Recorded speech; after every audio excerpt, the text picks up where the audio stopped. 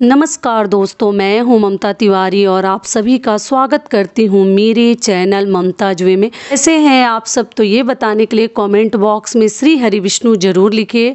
तो चलिए दोस्तों, आज हम इस वीडियो में जानेंगे कि आप लोगों को निर्जला एकादशी की ढेरों सारी शुभकामनाएं, जो कि आज के दिन है 10 जून दिन शुक्रवार को पड़ा है। और निर्जला एकादशी के दौरान हमें कौन से 5 गलतियां आज के दिन नहीं करनी है, साथ में कौन से कार्य आज के दिन हमें करने हैं, और द्वादशी के पारण में भी हमें किस बात का ध्यान रखनी है, कौन सी गलतियां जो हमसे अजाने अनजाने में भी ना हो। इसी प्रकार के कई ऐसे महत्वपूर्ण बातें आज हम इस वीडियो में जानेंगे। तो आप बने रहिए मेरे साथ मेरे चैनल पर। अगर आपको मेरा वीडियो पसंद आता है तो प्लीज़ आप मेरे चैनल को सब्सक्राइब कर दीजिएगा, बेल आइकन को प्रेस कर दीजिएगा, जिससे मेरे वीडियो के नए नोटिफिकेशन आप सभी के पास सबसे पहले पहुंचे। तो चलिए शुरू करते हैं कि एकादशी के दिन हमें कौन कौन सी गलतियां नहीं करनी है और पारण के दौरान। तो सबसे पहली गलती है कि आज के दिन आपको थोड़ा सा साफ सफाई कम करनी चाहिए, क्योंकि अगर आप साफ सफाई करते हैं तो आपके हाथों से जीवों की हत्या हो सकती है।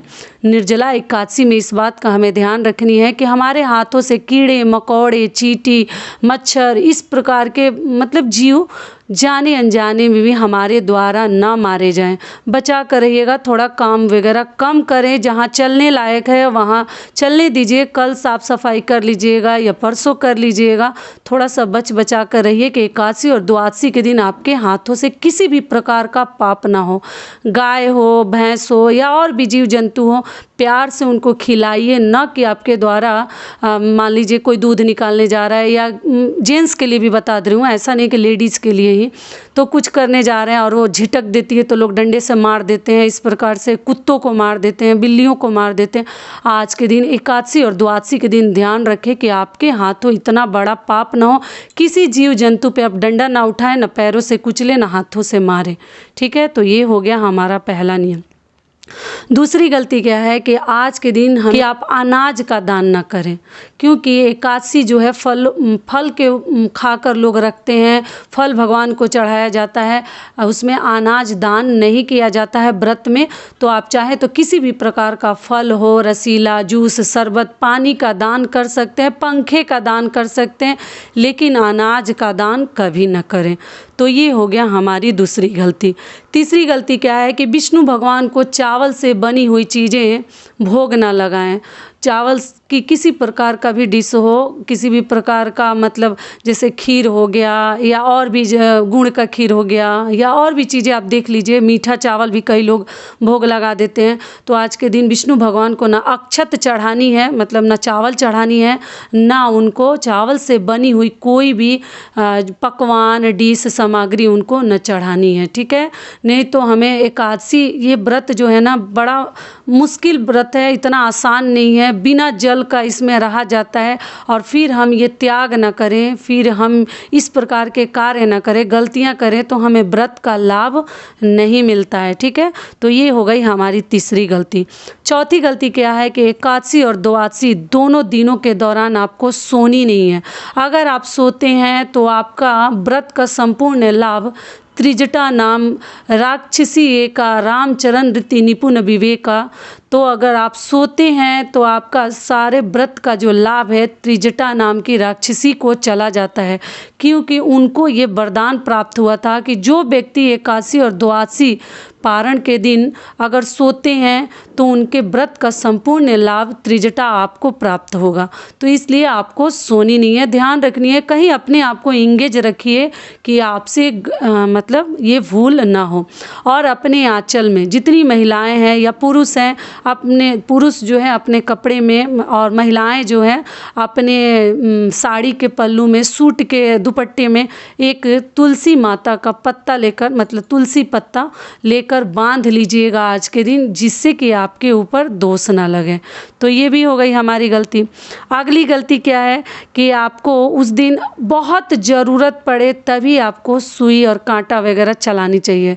एकादशी और द्वादशी दोनों दिनों के दौरान मान लीजिए आपका वो पेशा है, आपका वो व्यवसाय है, तब तो आप कीजिए, क्योंकि मजबूरी का दूसरा नाम ही है जीवन में कार्य करना, क्या करेंगे, कई ऐसी मजबूरी है कि उसके बिना एकदम चल ही नहीं सकता, हमें करना ही है, तो सिलाई कीजिए। और लेकिन जिनको चलने लायक है उनको भी आज सिलाई नहीं करनी चाहिए, बचकर रहनी चाहिए। और अगला जो नियम है वो भी बता दे रही हूँ कि कभी अपनी आत्मा को दुखी ना करें। ऐसे तो किसी भी व्रत त्यौहार में जब तक आप त्याग नहीं करते हैं, आपके अंदर श्रद्धा नहीं आएगी, तब तक आप उस व्रत को पूरा नहीं कर सकते, पूर्ण नहीं फल प्राप्त कर सकते।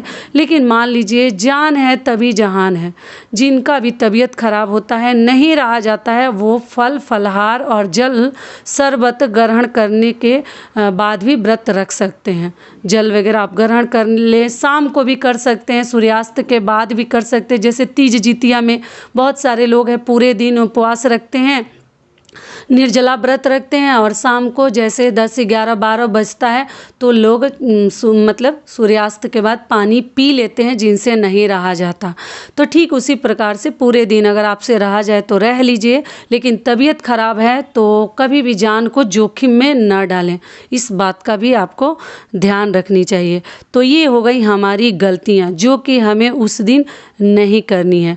और उस दिन हमें कौन कौन से कार्य करने हैं द्वादशी के दिन, तो चलिए वो भी हम जान लेते हैं, और एकादशी के दौरान कौन से कार्य करने हैं।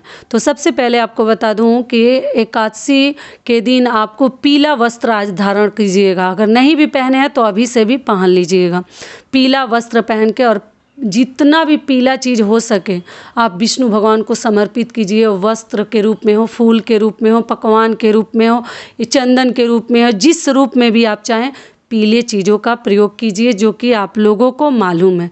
ठीक है, इस बात का भी ध्यान रखिएगा। अगला नियम कि द्वादशी के दिन, पारण के दिन बिना मतलब गाय हो, पक्षी हो, या जो भी हो आपको लगे, या कोई ब्राह्मण ही हो मान लीजिए, या कोई भूखा मनुष्य हो, जब तक किसी न किसी को आप खिला नहीं देते, मान लीजिए वो भी आपके यहाँ कोई नहीं है, मतलब आप कहीं ऐसे जगह रहती हैं जहाँ ये सब चीज़ें नहीं मिल सकती, तो आपके घर में कोई और सदस्य भी तो होगा, बच्चा होगा, या आपकी बहू होगी, या आपकी बेटी होगी, या और भी लोग हो, तो अपने भोजन में से जो द्वादशी के दिन हम घी का बना हुआ भोजन करते हैं, उस भोजन में से सबसे पहले आप अग्रासन निकाल कर किसी न किसी के हाथ पर रख दीजिए, वो पहले खा ले।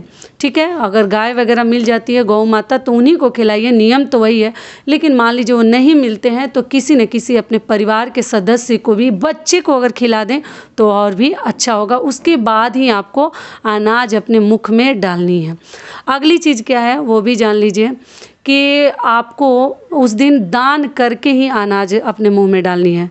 दान में क्या करनी है, तो आप दान में अनाज का दान द्वादशी के दिन किया जाता है। एकादशी के दिन फल का दान करते हैं, द्वादशी के दिन हम अनाज का दान करते हैं। अनाज में आटा लेनी है, चावल नहीं लेनी है। ठीक है, इस बात का ध्यान रखिएगा। आटा, दाल, आलू, हल्दी और सिंदूर का भी दान आप कर सकती हैं। इस प्रकार का दान आपको द्वादशी के दिन करना। और एकादशी के दिन अपने से जुड़े, अपने पति से जुड़े हर चीज़ आप दान कर सकती हैं, लेकिन अनाज का दान एकादशी के दिन नहीं करना है, द्वादशी के दिन अनाज का दान करना है। तो ये भी हो गया।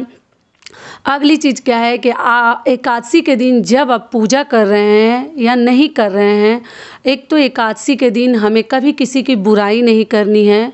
ऐसा ना कि इतना सुंदर हम व्रत रखें, इतना महान व्रत, इतना त्याग किए हुए हैं और किसी न किसी की हम बुराई कर रहे हैं, तो किसी की बुराई से बचिए, किसी के साथ झगड़े, लड़ाई, मन मुटाव से आज के दिन बचिए। कल के दिन भी, मतलब द्वादशी के दिन भी हो सके तो बचिए, आपके साथ ऐसा ना हो, ऐसा पाप ना करें आप।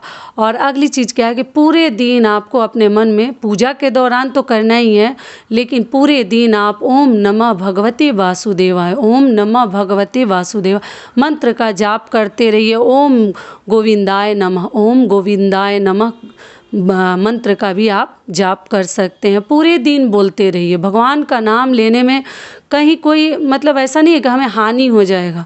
हमें हमेशा भगवान का नाम लेते रहनी चाहिए, जो कि हमें अभी पता नहीं चल रहा है, लेकिन हम अपना अगला जन्म बना रहे हैं। एकादशी जो व्रत है ना, अपने लिए है, किसी को हम देते नहीं हैं। हम एकादशी खुद करके इकट्ठा करते हैं, अपना अगले जन्म के लिए ये सब कार्य हम करते हैं। ठीक है, ऐसे तो ये सब मोह माया है, आदमी जान दे रहा है कि ऐसे कर ले वो कर ले, लेकिन एकादशी व्रत केवल अपने लिए ही माना जाता है। ऐसा नहीं है कि पति के लिए है तो ये पुत्र के लिए, जो कि बाकी सब व्रत हम करते हैं, लेकिन ये व्रत ही है केवल जो मनुष्य कर रहा है उसी के लिए है। तो इस बात का आपको ध्यान रखनी है। अगली चीज़ क्या है कि तुलसी जी को आप आज के दिन फल और जल वगैरह ना चढ़ाएं, जो कि मैं बता चुकी हूँ। शाम को दीपक जला सकते हैं, आप चाहें तो दीपक मंदिर में जाकर आज जलाएं तो और भी बढ़िया है, और अपने मंदिर में जलाकर भगवान की आरती करें। विष्णु भगवान की जो ही आरती है, आरती करके आप पूजा कीजिए और शंखनाद कीजिए, घंटी बजाइए और अच्छे से अपने व्रत को संपूर्ण कीजिए। और हरिवासर में हमें पारण नहीं करनी चाहिए, और पारण का शुभ मुहूर्त क्या है वो स्क्रीन पर देखिए डला हुआ है, आप चेकआउट कर लीजिए और उसी के अनुसार अपना पारण कीजिएगा। अगर पारण में देरी होती है तो तुलसी पत्र और गंगा जल सबसे पहले मुंह में डाल लें तो आपका पारण की विधि संपूर्ण हो जाएगी। उसके बाद आप अनाज डाल सकते हैं। अगली जो भूल है, गलती कह लीजिए, कि पारण के दिन, द्वादशी के दिन आपको क्या ध्यान रखनी है कि पारण के दिन आपको 2 बार से अधिक बार आपको अनाज ग्रहण नहीं करनी है, नहीं तो इसका भी फल ऐसा माना जाता है कि त्रिजटा नाम की जो राक्षसी थी उन्हीं को इसका फल प्राप्त हो जाता है। तो आप सुबह पहले अनाज ग्रहण कर ले, उसके बाद आपको डायरेक्ट रात्रि में ही भोजन करनी है। इस बीच प्यास लगी, भूख लगे तो आप फल फ्रूट खा सकते हैं, चाय पी सकते हैं, पानी पी सकते हैं, लेकिन अनाज ग्रहण नहीं करनी है। रात्रि से आप कुछ भी खा सकते हैं, दिन में केवल एक बार ही भोजन हमें करनी है। इस बात का द्वादशी के दिन आपको पक्का ध्यान रखनी है, ठीक है। तो आशा करती हूँ, उम्मीद करती हूँ कि इस वीडियो से आप लोग को बहुत अधिक लाभ मिलेगा। फिर मिलती हूँ एक नए वीडियो में, तब तक के लिए नमस्कार। स्वस्थ रहिए, सुरक्षित रहिए और जहाँ कहीं भी रहिए खूब खुश रहिए।